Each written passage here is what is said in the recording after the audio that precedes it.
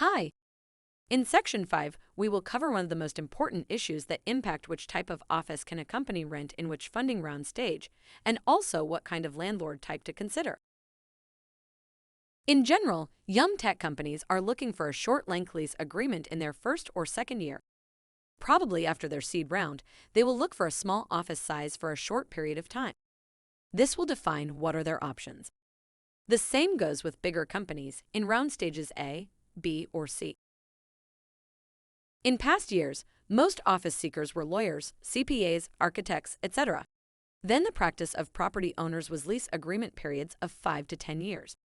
At that time, there were many difficulties in getting the property owners used to be flexible in terms of lease length and adapting to the startup nation and tech companies' short period requests in Tel Aviv.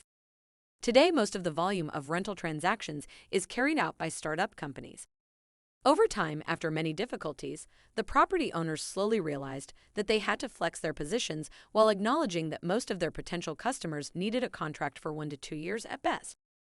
The fact that high-tech companies do not know where they will stand in about a year to two and whether they will double the number of employees, be acquired, move to the USA, or close the company is a decisive factor in making their decisions when looking for an office to rent.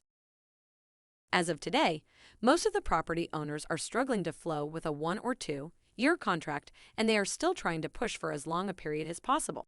As for the private individual who might go with a deal like this, the large real estate companies will certainly not. The main reason for this is that the real problem for the property owners is that every time a tenant changes, they have to meet the potential tenant's needs. Either give grace or renovate the property, pay for brokers, lawyers, and designers.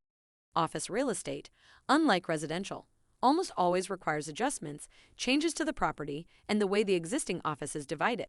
And in fact, year after year, the owners of the properties have to adjust their terms for a new tenant each time. This is not a simple financial issue. One of the main solutions that are used is replacement tenants. This enables the lease period to be longer and gives the ability to find replacement tenants over time. Also, subletting the office is a solution that works. A 1-year lease is a difficult procedure that complicates many office rental transactions. Although every day that passes, it gets better and better, it will always be an issue and will almost never work with large income-producing real estate companies.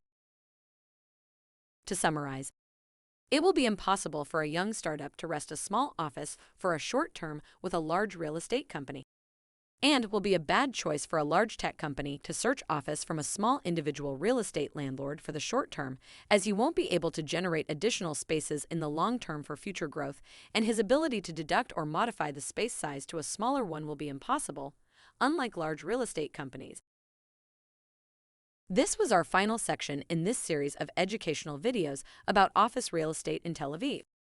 Thank you for watching.